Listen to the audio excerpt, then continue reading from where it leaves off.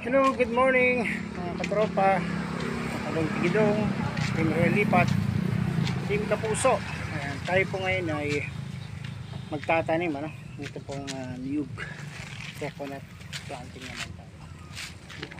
Dami nating niyog. So ilan po itong tatanim natin? Tingnan natin, baka makikita kung saan po.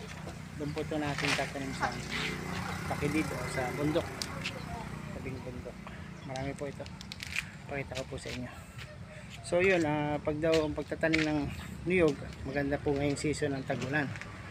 Pag tag-init po ay mahirap makamatay, lalo na kung hindi naman tayo masyado nakakapunta doon sa bundok para magdilig na magdilig. Ito po ay aasa sa mga tubig ulan lang. So ito po ang ano po natin dyan, pantanim ng niyog. Isa-isa po natin dadalhin, pakita ko po. Ito, may dalawa na po tayo doon. Ito po yung pangatlo. Ang madali ng kunin, pero kung tag-init ito, mahirapan po tayong kunin itong niyog. Pantanim. Ito po yung mga pinagbalatan natin ng niyog na na-ikopra na natin yan. So bilang natin yan. So meron tayong tatlo. Okay. Marami po yan, samahan niyo po ako. Nakaraan po natin pagtatanim ay yung pinya, at yung sumunod po doon ay papaya. Ito pa, okay. Oh, ito nga, nalagotok po yung ugat niya, malalim na kasi, pero marami pa naman siya, pwede pang makuha. So pang-apat po ito.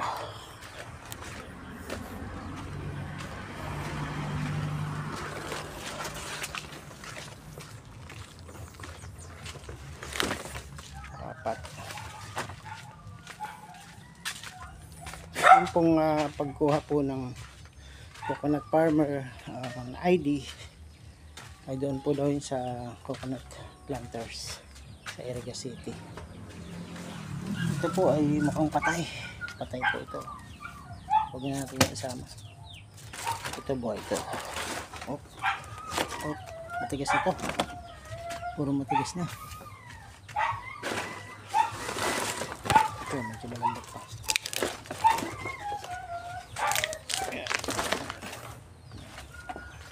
Lagyan na natin itong cellphone dito sa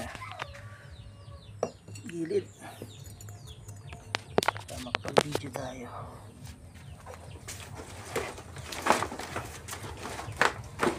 Okay, tagal.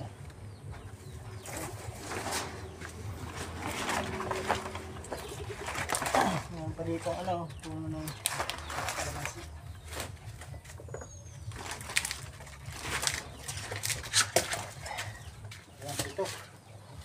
Ito po yung pang-8. Persa natin ito.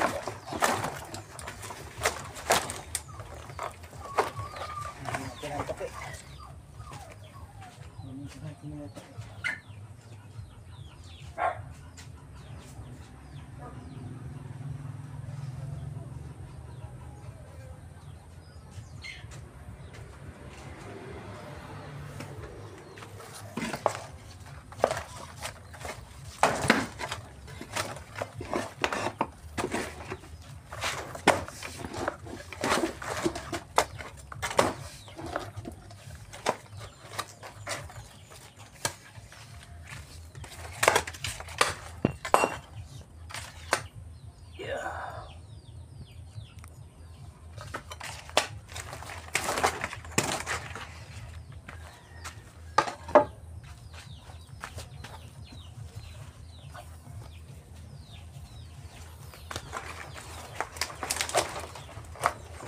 Yan.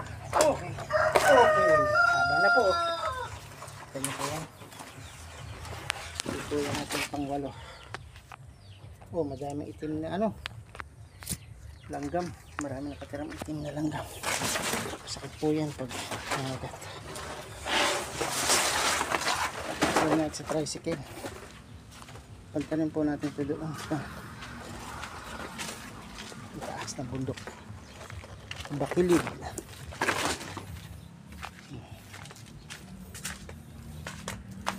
Dami naglalakad na lang yan.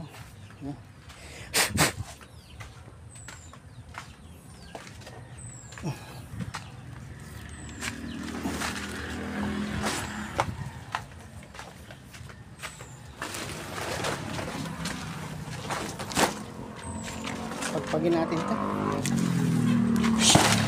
Dami lang naman.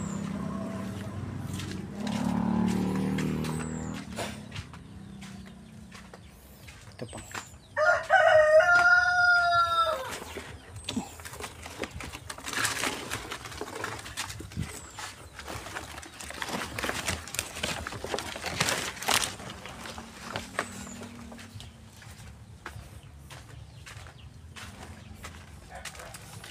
Tanim po tayo. Tayo po ngayon ay coconut planter, coconut grower na farmers, ano? Ayan, so meron tayong 8. Pero pa ako dito nakita isa eh. Dapat din ay makuha na rin to. Ganyan to. 2 pa nga toktal yun. Tanggalin natin ito isa lang. Tigas. Tigas na rin ito. Okay. Oh, matigas na. Ito isa. Matigas na rin. Gamot yung dito.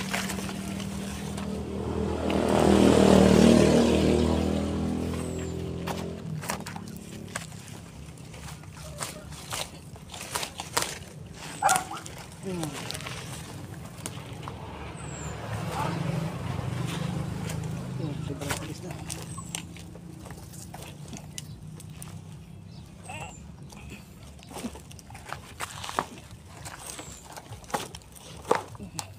Okay, tanggal po. Ganyan. Ngayon tayong binubunot. Tantan. Ang gigandang lahi ito. Malaki ano. Okay. Punta na po tayo doon. Dadalhin natin to. Saan natin ilalagay? Sa likod. Pwede rin.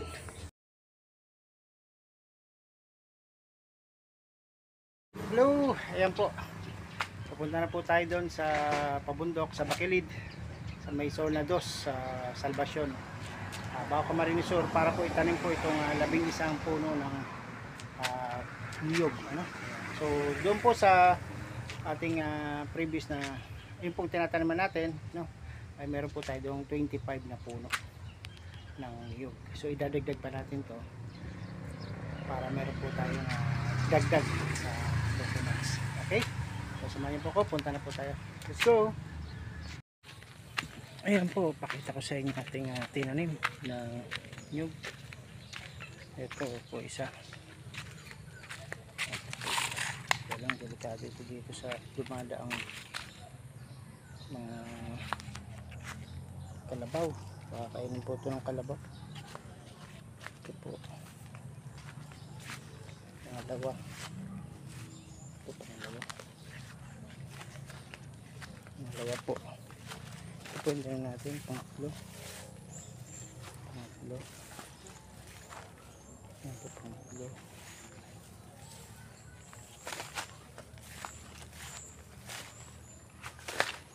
Pang-apat. Ito pang-apat. Pang-apat po yan.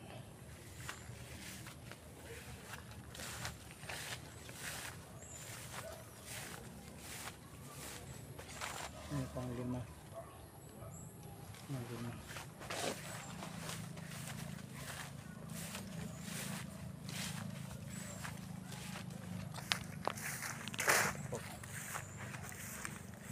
Anim.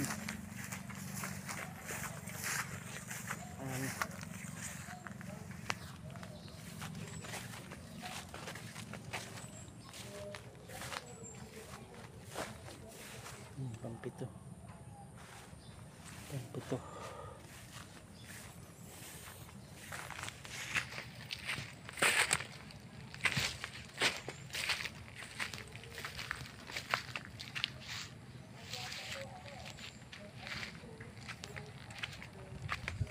Ito may dumadaan kasi dito. Ano natin. dumadaan. Tingnan natin kung meron dito ang puno ng bunga ng saging. Wala pa. Ayan, bunga ng kakao. Lado. Ito namang nyug na to. Hindi siya bumubunga. Kakao, maraming bulaklak pero walang bungang hinog. Hindi tayo makaharvest dyan. Ay, tuta. Ang cute. Ang cute ng tuta. Ang bait.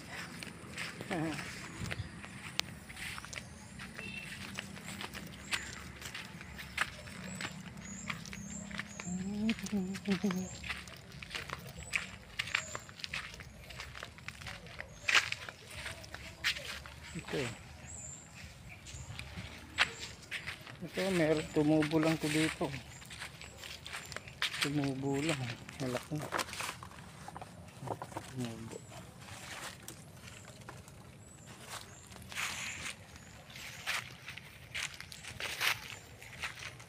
Yan po yung ating mga tanim.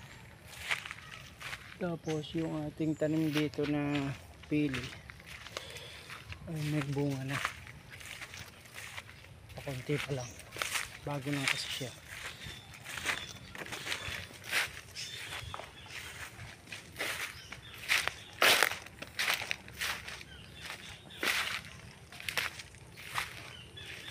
Ito, pili yan. Mamunga na daw yan. Wala akong makita. Laki. Sa part na daw. Ayun, meron. Meron na. Isa. Dalawa. Meron na.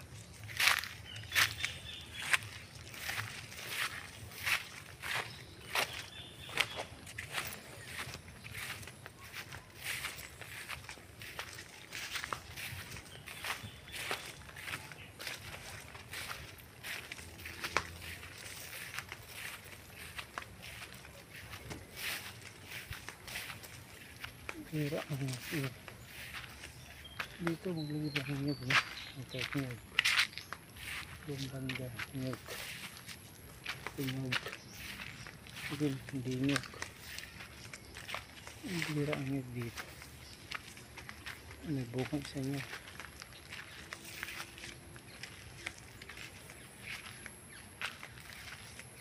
Nyug. Ito nyug. Ito nyug. Nyug. Dito magtanim tayo dito.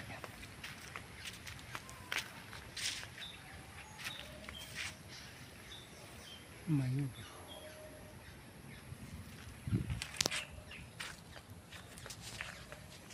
Malis na si ano.